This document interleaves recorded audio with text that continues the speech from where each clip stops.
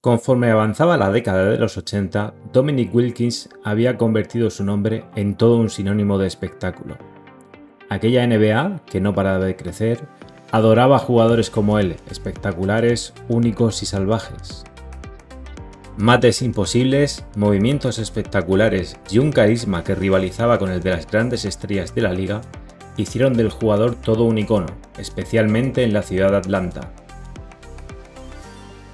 Allí Wilkins desarrolló la parte más exitosa de su carrera, desde 1982 hasta 1993, toda una década en la que fue All-Star hasta en 8 ocasiones y en la que formó parte, y además de forma destacada, del brillo de una competición que volvía a asombrar al mundo tras la gris década de los años 70.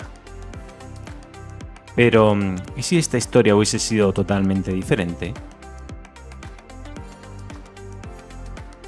Viajemos a finales de junio de 1982. Varios equipos de la liga esperan ansiosos una nueva edición de un draft que llega cargado con nombres tan interesantes como el alero James Worthy, el interior Terry Cummings o el ya citado Dominic. La primera elección parece bastante clara. Los Lakers, con el número 1, cierran un equipo de ensueño con James Worthy, estrella universitaria en Carolina del Norte. Para la segunda elección, todo el mundo espera que los Clippers, en ese momento ubicados en San Diego, se hagan con el joven Wilkins, un alero que ha dejado muestras de su calidad en los Bulldogs de la Universidad de Georgia. Allí había demostrado su gran capacidad anotadora y reboteadora, basada en un físico portentoso en el que destaca una capacidad de salto única. Un murmullo recorre entonces la elegante sala del draft. La sorpresa es general cuando los Clippers anuncian su elección. Con solo 17 victorias en la temporada, han escogido a Terry Cummings, un ala pívot que juega exactamente en la misma posición que su mejor jugador, Tom Chambers. Mientras tanto, Frank Layden, sin haberlo previsto, se encuentra ante una de las decisiones más complicadas que puede tener en ese momento. ¿Qué debe hacer? ¿Cubrir una necesidad de su plantel o elegir al jugador con más talento disponible? En la NBA hay una regla no escrita que resuena con mucha fuerza en momentos así. Draft for talent, trade for need. O lo que es lo mismo, elige al mejor jugador, lo demás se resolverá después. Tras unos pocos minutos de reflexión, la decisión está tomada. Frank Layden asiente. Dominic Wilkins, el electrizante alero de Georgia, es anunciado como la nueva estrella de los Utah Jazz.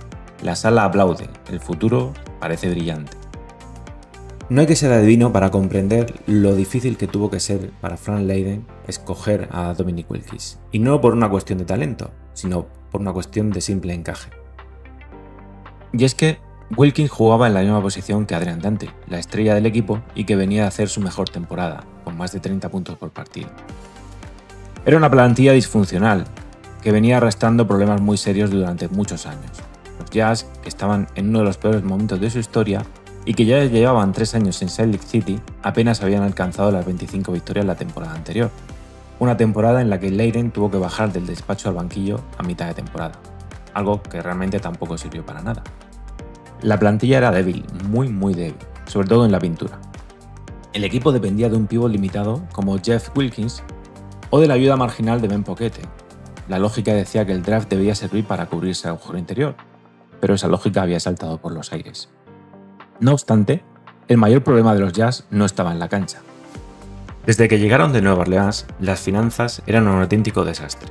El propietario, Sam Battiston, nunca creyó del todo en Salt Lake City como una sede viable, y las cifras se lo estaban confirmando.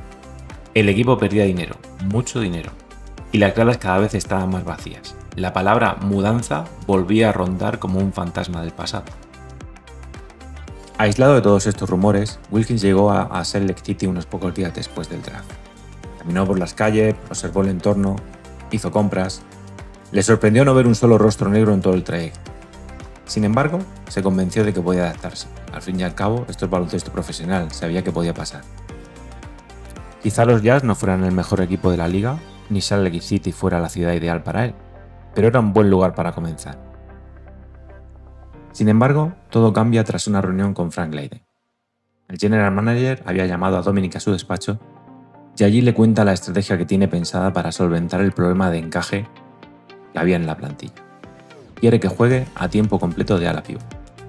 Wilkins se indigna. Es verdad que había jugado ahí en situaciones puntuales, pero nunca como posición principal. No tiene el cuerpo para eso, no es lo suyo y no lo va a hacer. Hay que recordar que la posición de 4 era muy diferente en los 80 a lo que es actualmente, y un jugador con las características de Dominic iba a tener muy complicado frenar en la pintura a determinados jugadores. Tras unos minutos de discusión, la negativa se mantiene. Leiden insiste en las semanas siguientes, pero siempre recibe la misma respuesta. No soy un 4 y nunca lo seré. La situación se acaba por filtrar a la prensa. Hay rumores de una rebelión que se hacen públicos, y entonces Leiden considera lo impensable. Tal vez es mejor traspasar a su flamante novato. Como podéis imaginar, este no fue el único motivo que hizo realidad la posibilidad del traspaso de Wilkins. Y es que la situación de los Jazz a nivel económico era cada vez peor, tanto que peligraban incluso el pago de facturas de la luz o de otro suministro. El equipo necesitaba una inyección de dinero urgente, y Wilkins podía ser la moneda de cambio perfecta para conseguirla.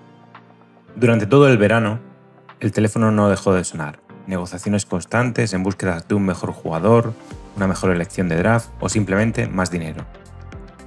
Finalmente, el 2 de septiembre de 1982, el traspaso se concreta. Dominic Wilkins es enviado a Atlanta, el destino que siempre había soñado, y a cambio los Jazz reciben a John Drew, Freeman Williams y una suma económica cercana al $1.000.000. Deportivamente, el traspaso es algo muy cercano a un atraco. Sin embargo, económicamente, ese $1.000.000 puede ser la diferencia entre desaparecer o jugar una temporada más para los Utah Jazz. A lo largo de los años se ha comentado muchísimo este traspaso. Hay unas declaraciones muy llamativas del propietario Sam Battiston en las que afirma que había otros equipos que habían ofrecido más dinero, pero que ellos también querían jugadores de calidad. Ciertamente son unas declaraciones bastante poco comprensibles, ya que ni John Drew ni Freeman Williams eran jugadores realmente relevantes, y mucho menos viendo en lo que se convirtió Dominic Wilkins después. Los Jazz, quizás no tan negativamente como otras franquicias, yo estoy pensando en los Cavs o en los Clippers, pero sí que estaban en el furgón de cola a la hora de adaptar la franquicia a los nuevos tiempos que estaban llegando, y que se estaban ya reflejando en lugares como Los Ángeles o incluso Boston. Ajeno a todas estas especulaciones, Wilkins estaba siendo presentado en ese momento en Atlanta. Con una sonrisa radiante, afirmaba que siempre había pensado en venir a Atlanta desde la universidad, aunque nunca había creído realmente que pudiera suceder. Los años pasaron y allí se convirtió en toda una leyenda. A partir de aquí, uno de los pasatiempos favoritos de los fans de los Jazz, especialmente a finales de los 80 y principios de los 90, fue especular qué hubiese ocurrido si en el mismo equipo hubiesen podido unir a los dos héroes clásicos de los Jazz, John Stockton y Karl Malone, junto con Dominic Wilkins.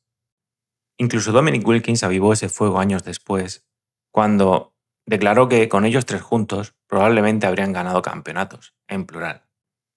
Hay que recordar que Stockton fue escogido en el puesto 16 del draft del 84 y que Malone, por su parte, lo hizo en el 13 del año 85.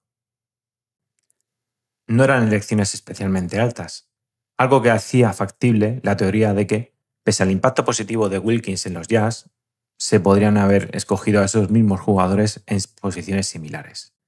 Por supuesto, contar con tres nombres así en un contexto de finales de década de los 80, en la que los Celtics ya empezaban a descender a nivel de pujanza y en la que las piezas de los Lakers comenzaban a envejecer, les darían opciones de al menos pelear por un campeonato. Esto, por supuesto, es un ejercicio de imaginación y especulación. La realidad ya sabemos cuál fue. Los Hawks, con Dominic de líder indiscutible, no alcanzaron grandes metas colectivas y los Jazz, por su parte, tuvieron que esperar hasta mitad de década de los 90 para ser un equipo realmente relevante en la liga y alcanzar dos finales ante los Bulls de Jordan.